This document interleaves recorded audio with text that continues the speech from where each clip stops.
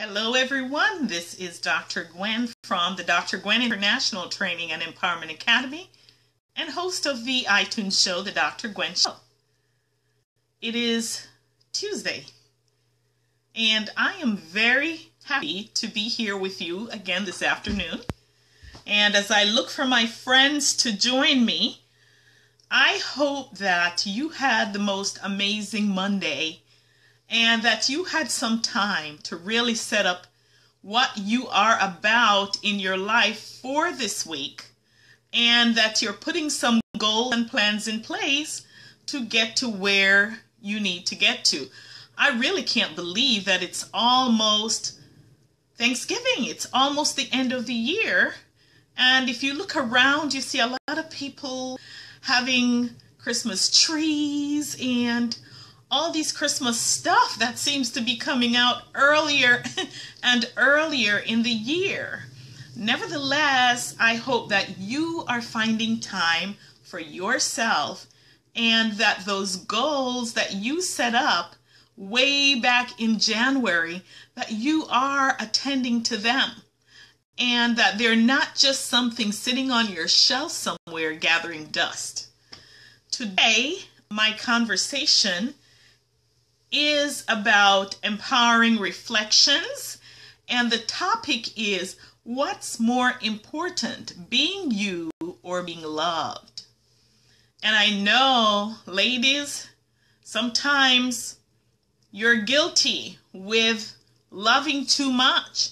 There is a book that I read decades ago about women who love too much. This was back then, more than 30 years ago, and that book was quite eye-opening for me as I lived that aspect of my life. However, though, this conversation is not so much about that portion of relationships like marriage and spouses and boyfriends, etc., but it's completely applicable.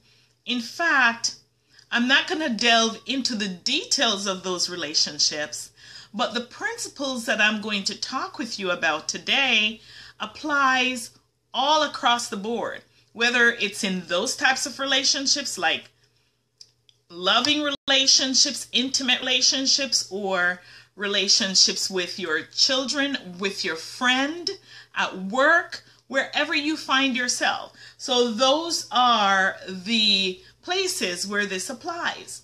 So what is more important to you? This conversation was generated from a discussion I had with someone I like very much and who I think is on his way to achieving great and marvelous things in this world. And so, where do we start? The conversation begins right here. What do you find yourself doing when you are in a circumstance with other people and you have a choice to make regarding whether you're going to act from your center core self or whether you're going to act from a place of being liked by other people? The first thing that I will say is everything starts with a declaration. You have to decide who you want to show up as in the world. Who are you going to be? Are you going to be a person of integrity, a person who is completely authentic and genuine and transparent at every turn in his or her life? Or do you want to be less than that? I don't know that there's truthfully anyone who wants to be less than that.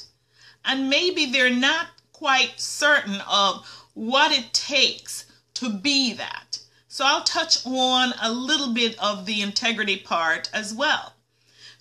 If you have declared yourself to be someone of integrity, who's going to follow through on your commitments, and you're going to have a set intention of how you want to live your life, then it's important for you to show up as you. Now, if you take a stand saying, this is who I am, then that's the stand that needs to carry through consistently. Oftentimes, what I find is that women get themselves in relationships and they act a certain way and they want to be, and you guys are guilty too, they want to be a certain way just to be liked by the member of the opposite sex. They want to be loved, and so they put on who they are not in order to be loved and liked by the member of the opposite sex. Now, the problem with that is simply this, that who you are being is who that person is being attracted to. And if you find yourself, which your real self is going to slip out, sooner or later, your true self is going to slip out. And that person may not like that true self that is being manifested in front of them. So it's always best to just be you and to be you at the core of who you are. Have you found yourself in conversations with other people and maybe they're saying something that is quite offensive to you, that you really despise, and it's getting to the grit and the core of who you are, and yet you sit during that conversation and you say absolutely nothing. You say nothing. Why? Because you don't want to offend anyone and you want to be liked by people. Do you find yourself in that situation?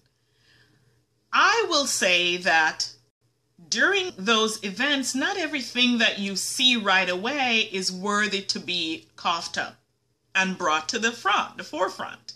I certainly agree with that. However, if there's something that you feel that is out of integrity and you feel that it's something that needs to be addressed right away, you would be completely artificial and false to yourself if you did not step out and address it.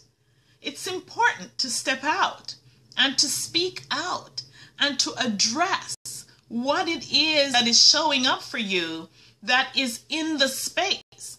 Because when you don't do that, the relationships suffer. The quality of the relationship suffers. You start thinking things about this person that is less than positive, and all of that energy seeps into the relationship. Sooner or later, that person is going to pick it up. And the respect that you would have gotten just bringing it to the forefront respectfully and lovingly, you will have lost, especially if you are a leader. If you're a leader in a leadership position, it's important that you call it. And I don't believe in embarrassing people and making people feel small. I really don't believe that. But sometimes the response to the situation depends on what's going on. Sometimes you need a more forceful response to deliver the message that you want to deliver. And oftentimes, though, I would say the force is not the first thing that's needed. It might be that shock factor that gets the attention of the person. That, there's some techniques when you are communicating with people, if they're yelling and they're screaming, you will call their name, John, and then you gradually lower your voice to match the tone of what you want to communicate. And that deflates what's going on and causes that person to come right back to the situation and be able to focus on what you're trying to communicate. So if you find yourself in a circumstance where you are not being true to yourself, let me tell you what's going to happen. You will not have self-respect. You will feel completely out of sync with who you are inside. I have done that before. Years ago, when I was trying to fit in, I would try to be someone else just to fit in. As I think I was about 16 years old, just to fit in, to smile. Nothing wrong with that, but smiling more than what's natural, there's something wrong with that. And just to not say things that people said to me that I found that was offensive and that deflated who I was, or that put negativity in the space, or they're bringing gossip or whatever it is, or they're mistreating me, I wouldn't say anything. But you know what I felt? You know, I would have lashed out when it built to a certain point, right? I lashed out and I made it clear. But I allowed that to build and to build and to build. And really what that amounted to was aggression. And you really don't want to exercise aggression in any of your relationships. What you want to exercise is assertiveness. And that assertiveness, you hear my puppy in the background, my daughter's puppy, that is. And that assertiveness allows you to maintain not only your own self-respect, but also helps others to maintain the respect for you that you deserve as a human being. Now, ladies, I'm going to talk to you a little bit. What are you putting up with in your relationships right now in order to feel loved? Are you allowing someone to treat you less than you are? If you're doing that, you have to take a pause, a step back, and determine, who do you want to show up as in this world? Set an intention for your life. What levels of respect are you demanding from this relationship or commanding from this relationship? Because really, you can't force anyone to respect you. However, they will respond most of the times in response to how you respond. So what do you want? Do you want to be respected as a woman? Then you have to set that intention and determine the levels of behaviors that you will accept from anyone, whether it's a spouse, a boyfriend, a work relationship, your kids. You've got to lay those boundary lines. Lay out the boundaries and lay out and clarify, very clearly communicating what you want and what will happen as a result. So there may be some things you may not put up with in your relationship. For example, let's say cheating. And you're going to say that if you ever choose to be unfaithful to me, let me know this, because I no longer want to have a relationship with you under those circumstances. Whatever the boundaries are that you feel is right for you, set that and declare it. Don't leave it in silence, because people don't read minds. They don't know what you're going to be anticipating. So if you state it clearly, now that person has no reason to say they didn't understand or they didn't know what would happen. The key factor is that once you have stated it, yes, you can forgive and you can allow people to re-enter your life.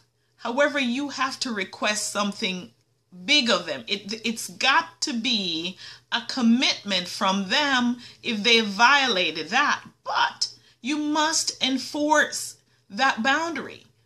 Otherwise, you lose your own self-respect and you lose the respect of the people around you. This includes employers, co-workers, every single person in your life. So what is more important to you? Is it important for you to be truly who you are, to speak your truths, to speak it lovingly, to speak it unequivocally so everyone knows where you stand? Or is it more important to you to stifle who you are so that you continue to have a lot of friends and people in your life? See, everybody defines me as being a straight shooter. For once, when I heard that term, it didn't sit right with me. But then I asked somebody who's described me, and actually, they really loved that part of me. Not everyone will like that. And when you are being truly who you are to the core, guess what? The people who are supposed to be associated with you will show up.